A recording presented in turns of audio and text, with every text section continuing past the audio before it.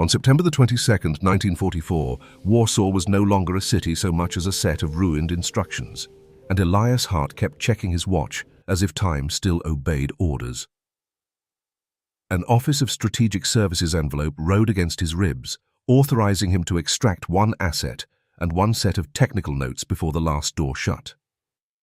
He had been staged through Poltava with talk of corridors and coordination, the kind of language men used when they needed you to jump and wanted you to believe a net existed below. In daylight, the briefing sounded professional. In Warsaw, it sounded like a joke told over graves. He reached the edge of Plac Krasinskich through smoke and broken masonry. The square was a cratered bowl of brick dust and scorched paper. Walls stood like witnesses waiting to be executed. Elias found the manhole he'd been given, lifted the cover, and felt warm, stale breath roll up. Rot, sewage, fear. He climbed down because the streets offered only German fire. The result was a clean entry into the underworld. The cost was that the first rung already felt like a point of no return. Andrzej Kwiatkowski met him on the ladder rungs, a narrow man with a municipal worker's posture and a finger pressed to his lips. Elias understood the rule before it was taught. No talking, no bright light, no careless metal on brick. In the sewers, sound traveled like a wire, and men above listened. Andrzej moved first, crouched and quick, and Elias followed, boots sliding through sludge to keep from stepping and splashing. The result was progress without noise. The cost was humiliation and the constant threat that a cough would become a flare. The tunnel forced single file. That was not a metaphor but a physical law. Brick to the shoulders, pipes at the hips, water at the knees. If a man stopped, the line stopped. If the line stopped, the air stopped. Elias had read reports about Warsaw's sewers in the abstract, evacuation routes, communications lines, underground roads. Down here they were pipes, and pipes punished hesitation. The result was discipline imposed by geometry. The cost was that leadership became less about orders and more about keeping people moving without letting them panic. Chalk arrows and dates marked the walls, Home Army shorthand, not German signage, guiding traffic through a labyrinth that had already carried thousands. One scrawl read Stare Miasto with an X through it, and beside it the brickwork was pocked and blackened. Andrzej touched the mark as if it were a headstone. Elias didn't need a lecture to picture grenades dropped through manholes into confined air. He had heard the stories, Germans waiting above exits, listening for the shuffle of boots, then dropping explosives, sometimes gasoline, sometimes worse. The result was context. The cost was that context made every junction feel pre-trapped, as if the city itself had been wired for betrayal. Farther in, Elias saw a strip of parachute silk knotted around a pipe as a bandage, the fine fabric stained brown with old blood and green with mildew. He touched it and felt anger rise with the damp air. Only days earlier, American B-17S had flown a dramatic resupply over Warsaw, high over the river, escorted by fighters. In the after-action summaries, it was a bold gesture. Down here, the gesture had become cloth for wounds. Elias pictured canisters falling into German lines, parachutes blossoming for the wrong men. The result was a clue that help existed. The cost was the knowledge that help could be accurate on paper and useless in practice. Andrzej led him through a breach into the cellar level of the Bank Polski building. The hospital was a cave of low lanterns and sheets hung as curtains, where the sick lay in rows like inventory. Elias saw hypoxia written on faces, lips purple, eyes wide, chest muscles pulling at empty air, and heard the brutal speed of surgery done in a room that was itself suffocating. A surgeon worked with hands too fast to be careful, because careful required time and time required oxygen. The result was a mission suddenly dwarfed. The cost was that Elias could not pretend he was here for only one man. Sergei Morozov sat against a pillar, bruised and soot-streaked, a notebook clamped to his chest as if it were a heart. He looked younger than Elias expected for someone labeled expert. But war accelerated ages. Competence arrived early, when the alternative was death. Elias gave the courier phrase. Sergei nodded once. When Elias signaled toward the tunnel, "Leave now," Sergei did not move. He tilted his chin toward a child asleep in the corner and spoke in a voice kept small for survival. The ventilation node under the square was failing, he said. Carbon dioxide was climbing. If the fans did not run again, the underground would become a sealed container by nightfall. Elias wanted to argue from procedure. Sergei argued from physics. He explained quickly that he had spent 2 years designing oxygen and filtration systems for aircraft crews, the kind that had to keep men alive at altitude when there was nothing to breathe outside the cockpit. His plane had been hit on a low flight, he said, by an 88mm battery that turned metal into shrapnel and faith into luck. The Poles had dragged him into this system because it was the only place not already mapped by German bullets. The result was credibility that didn't require medals.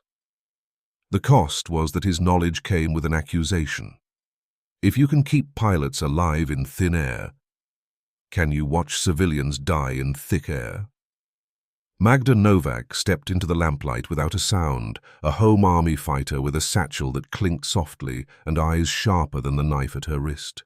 She listened to Elias insist on extraction and Sergei refuse, then made the arithmetic personal. Which patient would Elias trade for that notebook? She didn't ask with sentiment. She asked the way a quartermaster asks how many rounds you want to waste. The result was a question that stripped away policy. The cost was that Elias had no answer that didn't make him a criminal in his own memory. Andrzej showed Elias a damp strip of paper with a route drawn in heavy lines. From Plac Krasinskich through the underground toward Miodowa, then Krakowski Przedmieście and Nowy Świat, aiming for an exit near Wareka. He didn't romanticize it. It was a 4-hour crawl in single file, used when Old Town collapsed. People had died on that route simply because someone panicked and blocked the pipe. Andrzej added, with a bitterness that sounded practiced, that Germans had learned the exits and sometimes waited there, not to fight, but to catch the exhausted. The result was a plausible evacuation spine. The cost was time they did not have, and exits the enemy increasingly controlled. Elias opened the OSS envelope in the low lantern light and read the orders twice, wishing the second reading would soften them. Extract the asset, secure the technical notes. In case of compromise, prevent capture. The hospital did not appear in the language, nor did the thousands breathing bad air around it. The result was clarity. The Bureau valued paper over people. The cost was nausea because he understood the contingency applied to Sergei's notebook and perhaps to Sergei himself. The line between prevent capture and destroy was thin enough to cut your hands. He folded the envelope and put it away. He did not show it to Magda. She would have read it as proof that foreigners always arrived with paperwork and left with silence. He nodded to Sergei, and the nod was a contract he had not been authorized to sign. Andrzej led them back into the tunnel. Magda came because someone would have to manage the crowd if air returned. The result was a small team under a dying city. 1 foreign operative, 1 engineer, 1 guide, 1 fighter, and thousands of dependents they could not see. The cost was that every step away from the manhole was a step away from the only exit Elias had been promised. They moved toward the ventilation hub by touch and memory. Elias kept his mouth closed to avoid coughing, jaw clenched against the urge. Andrzej stopped often, ear pressed to brick, reading vibrations like a stethoscope. Twice he froze them because boots passed above a shaft. The result was that they avoided immediate discovery. The cost was stolen minutes, because behind them the hospital continued to breathe the same exhausted air. At a junction, a ladder rose toward a vent duct, and Elias saw a thin column of dusty light. It looked less like hope than like proof that the city still had a surface. The pump station did not announce itself. Andrzej recognized it by the way the brickwork changed and the passages widened, by the feel of drier ground underfoot, by the smell of oil layered over sewage. Magda held the rear at the junction while Elias and Sergei advanced into air that felt slightly less human, enough difference to make Elias wary. Somewhere ahead, metal made a faint complaint. Not a running motor, but a slack belt settling, a bearing speaking in its sleep. The result was proximity to the system's heart. The cost was that hearts drew knives. They entered a corridor where the ceiling rose, and Elias felt the treacherous relief of space. Space made men careless.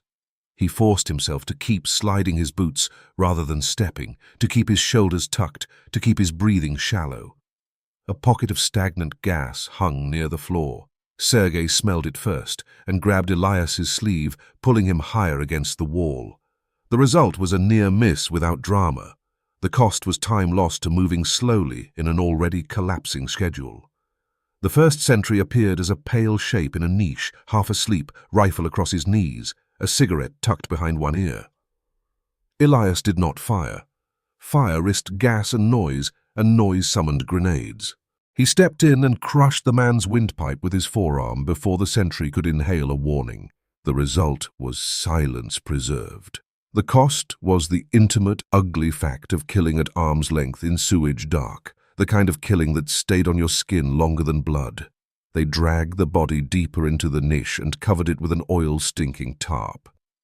Sergei watched, face tight, as if translating a human into a failure mode.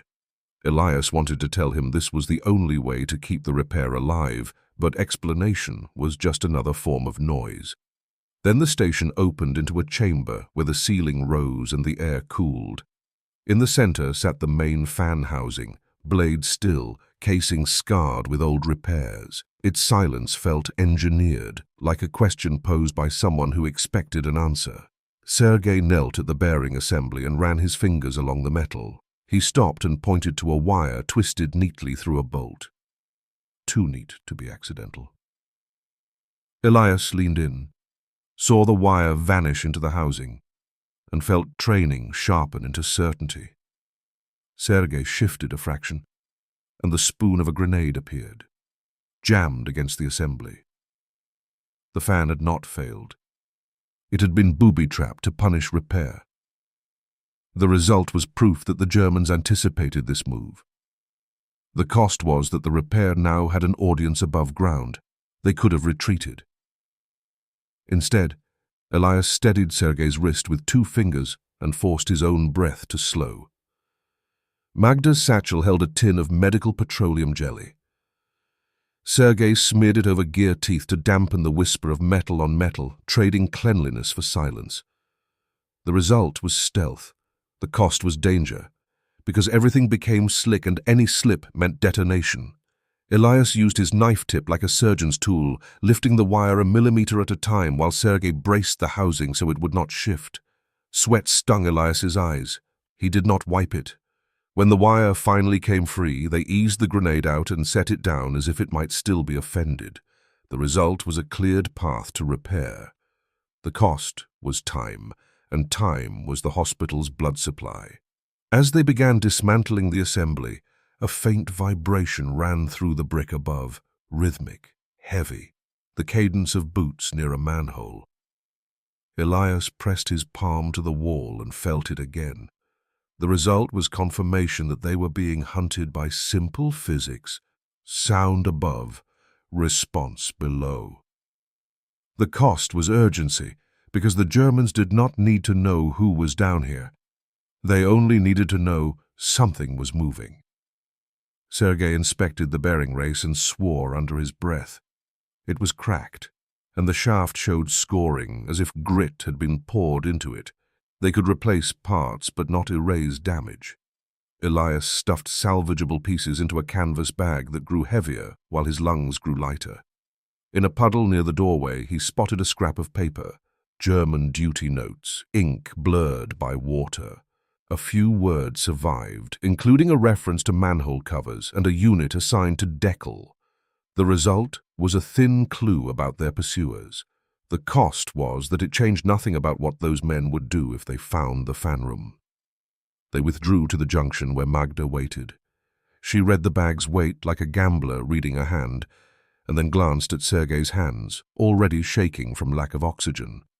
Andrei led them back toward the hub beneath the square, stopping at ladder shafts to listen. In one shaft, the air carried a sharp smell that cut through sewage, gasoline. The result was warning of a crude, effective tactic. The cost was that Sergei gagged and had to fight the reflex to cough, and Elias had to hold him still until the urge passed. Back under Plak Krasinskish, Sergei laid out parts like evidence.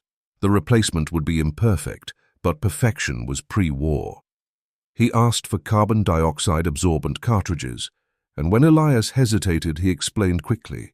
In submarines and aircraft rebreathers, caustic granules bound carbon dioxide to extend breathable air when fresh air was limited. If they could pull the worst air through absorbent beds, the fan would do more than move stink. It would buy minutes. The result was a plan to cheat suffocation with chemistry. The cost was that caustic dust could burn lungs and skin, and clump material could fail without warning. Magda produced 2 metal canisters wrapped in cloth, scavenged weeks earlier from a German convoy hit outside the city. She hadn't known their value then. She only knew Germans guarded them like something that mattered. Sergei recognized the markings and tested a pinch with a drop of water. It hissed, weakly but alive. The result was usable absorbent. The cost was that it was damp and old, and they had no way to measure remaining capacity. They would learn its limits only when people started turning blue again. They built the improvised purification loop the way Warsaw built everything.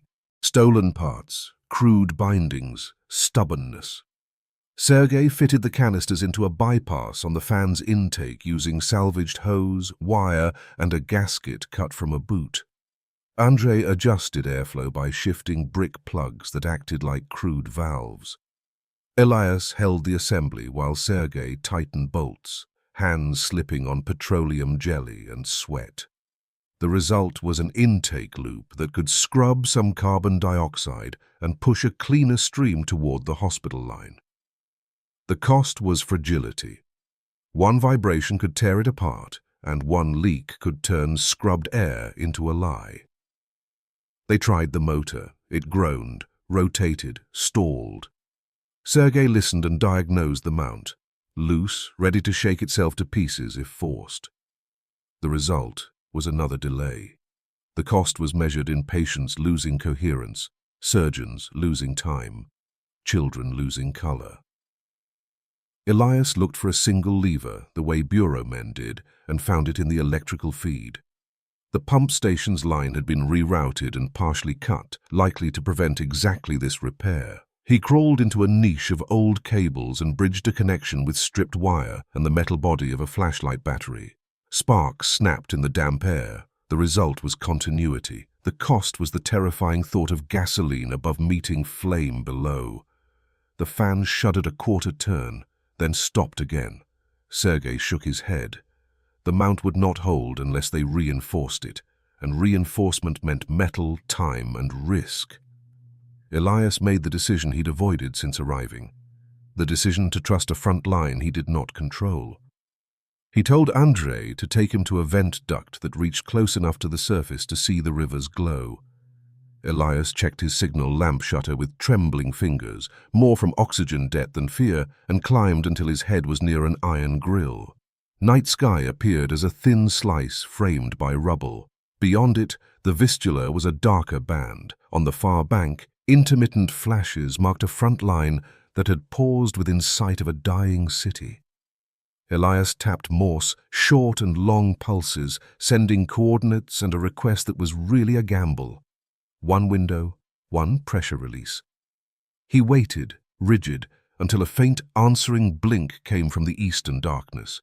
Acknowledgement, not promise. The result was a reply that meant once. The cost was exposure, because every flash was a betrayal of concealment, and Elias knew Germans watched the skyline too. He descended, carrying that single word like a stone. Sergei and Magda understood without questions. They would get one chance before the world closed again. They reinforced the fan mount with scavenged brackets and packed damp cloth into the worst gaps to reduce vibration. Sergei warned Elias to keep caustic dust down, to keep breathing controlled, to keep hands steady. The result was a machine almost ready to move. The cost was that almost ready was still useless to the people at the hospital. Then the far bank spoke. Artillery concussion flexed the ground above them. Dust poured from the ceiling in fine sheets, coating faces, filling mouths. The result was a brief lull in German activity at the surface and a chance to work. The cost was structural. A brick support near the chamber cracked, and Sergei wedged it with a plank torn from a crate, buying stability by gambling that the ceiling would not choose this moment to collapse. Elias understood the bitter truth of help. When it arrived with its own damage, and in Warsaw, every gift carried interest. They engaged the motor again. The fan began to turn with a grinding complaint like metal chewing bone, then gained speed, the sound swelling into a sustained roar that made brick vibrate. The result was airflow, palpable, tugging at clothing, pulling foul air through the improvised loop and pushing a cleaner stream toward the main tunnel. The cost was that the roar was an announcement. It told every ear above and below that the underground had changed, and in a hunted city, change drew punishment. Elias rode the current back toward the bank cellar, moving faster now because concealment had already been sacrificed. In the hospital, the surgeon looked up as if a new law had been introduced. Patients who had been drifting began to cough, violent, involuntary reflexes, lungs clearing themselves in shock. The result was awakening. The cost was danger, because coughing stirred panic, and panic could clog a sewer faster than rubble. Elias watched one man sit up too quickly, faint, and fall back with a sound like surrender, and he understood that saved did not mean safe. Magda moved among the rows with the hard authority of someone who had already buried friends. She pressed cloth to mouths, forced people low, and pointed them toward the main line in single file. Andrzej began to marshal the evacuation with taps and shoves rather than words, because speech carried and because discipline was the only thing that kept a crowd from becoming a plug. The result was motion, a human convoy aimed toward the Warsaw Uprising line that had once carried Old Town survivors. The cost was cruelty. Some patients could not move, and every decision to lift one person meant leaving another to watch the line disappear. The Germans answered the fan's roar. Something clanged on an iron grill above a shaft, and a grenade dropped, its bounce amplified into a bell. Elias threw himself flat and felt the blast hammer the air, filth driven into his mouth. The result was that the tunnel remained open, but the line trembled, bodies pressing, heads turning. The cost was panic multiplying casualties faster than shrapnel. Andrzej drove the file forward with open-handed blows because in this pipe, stopping meant suffocation for everyone behind. A second object dropped and broke with a wet splash. The smell rolled down immediately, gasoline, sharp and metallic. Elias felt the temperature of the situation change. Fire would not only burn, it would eat oxygen, the commodity they had just bought. Sergei grabbed Elias's sleeve and pulled him back toward the fan chamber. If flames were lit above, the airflow could draw them inward like a bellows, turning the very rescue into a chimney. In the chamber, Sergei adjusted valves and blocked a secondary duct to prevent backdraft. The result was a chance to keep the airflow directed where it could save people rather than feed a fire. The cost was pain. Caustic residue reddened his hands where it met sweat, and his breathing became shallow, disciplined, almost aircraft-like, as if he were back in a cockpit, trying not to waste oxygen. Magda appeared at the entrance, face smeared black, eyes bright, and demanded Elias's M3 submachine gun and magazines. Her people would have to hold manholes while the line moved to keep Germans from dropping more death into the pipe.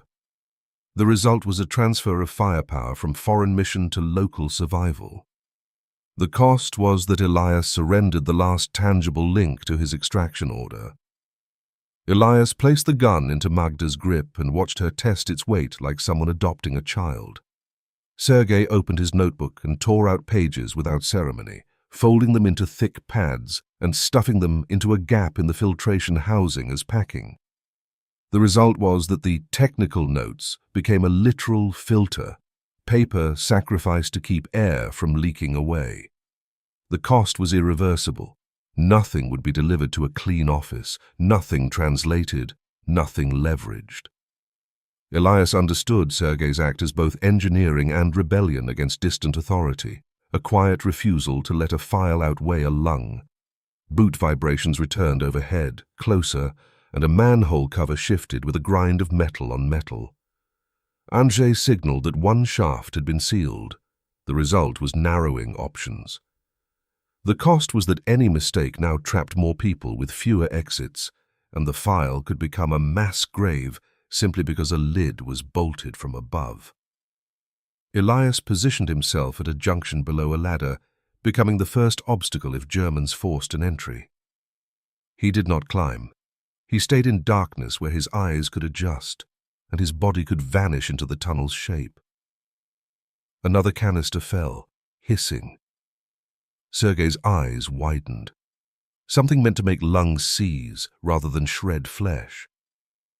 Elias grabbed it with a rag and shoved it into a side pocket of water where the hiss dimmed. The result was reduced immediate effect. The cost was chemical burn under his sleeve, a private pain he could not afford to acknowledge. Somewhere up the line, the M3 barked in short bursts, wrong underground, too loud, too final, but it bought seconds and kept the manholes contested. The convoy kept moving, pulled by Andrzej's ruthless discipline and pushed by the knowledge that behind them the air might become fire. Elias stayed near the fan because the fan was the hinge on which every other decision swung. The result was sustained airflow long enough for the line to thin, for children to reach a point where the river's damp cold could be smelled again, for the hospital's worst cases to be carried or, more often, left. The cost was that Elias became stationary, and in Warsaw, stationary men were caught men. He felt the temptation to follow the convoy rise like a reflex, then watched it die when he remembered the cracked support and the loose mount. If he left, the fan might fail. If the fan failed, the line behind would stop. If the line stopped, the city would suffocate in orderly silence. Time underground distorted into tremors and screams. The fan endured, complaining in its damaged bearings. Elias tightened bolts whenever vibration loosened them. Sergei monitored the canisters and replaced packing as it degraded, hands blistered and eyes too bright. Once the motor stuttered, and Elias felt his heart lurch as if the city itself had stumbled. He threw his shoulder into the housing to steady it while Sergei reseated a bracket. The result was continuity measured in minutes. The cost was that every minute came from their bodies, and their bodies were already running on debt. Above, the Germans tried again and again to make the sewer a tomb. Elias could not see them, only feel their attempts through shockwaves and falling dust, through the clank of covers, through the sudden change in air pressure when a shaft was sealed. Each attempt arrived as evidence rather than narrative. The result was that the enemy remained faceless, a mechanism of suppression rather than a character. The cost was that Elias could not hate a face, he could only hate a function, and hating a function did not keep you alive. On October 2, 1944, surrender ended the Warsaw Uprising in official documents. No document recorded what happened under Plak Krasinskij when a dead machine was made to breathe again. The result was survival for thousands who would otherwise have died in an unmarked underground massacre. Survival that did not change the war, but changed the shape of the last days. The cost was anonymity. Elias's OSS envelope would never be completed with a signature. Sergei's notebook would never exist as notes again, only as pulp pressed into a seal. Elias imagined, briefly, the report he was supposed to file. The asset extracted, the notes secured, the mission accomplished. He pictured a desk lamp on clean paper, and a man in a suit underlining conclusions. Then he pictured the hospital's purple faces, and the convoy's single file, and the gasoline smell rolling down a shaft. The result was that the imagined report dissolved. The cost was that his career dissolved with it, because the kind of work that saved people rarely matched the kind of work that earned credit. Later, men repairing Warsaw's water infrastructure sometimes referred privately to a conduit beneath that square with a nickname scribbled in margins rather than plans. They called it an airway, a throat, a lung, because the city above had once depended on it for breath. The result was a trace of truth that survived without politics, because engineers remember what keeps systems alive. The cost was that the men who held the system together dissolved into rumor. An American, a Soviet technician, reduced to function. In a war where alliances shifted like smoke, that may have been the only honest ending. Two strangers in sewage and darkness, using the enemy's parts to give a dying city one more night of air, and paying for that night with everything that would have made them legible to history.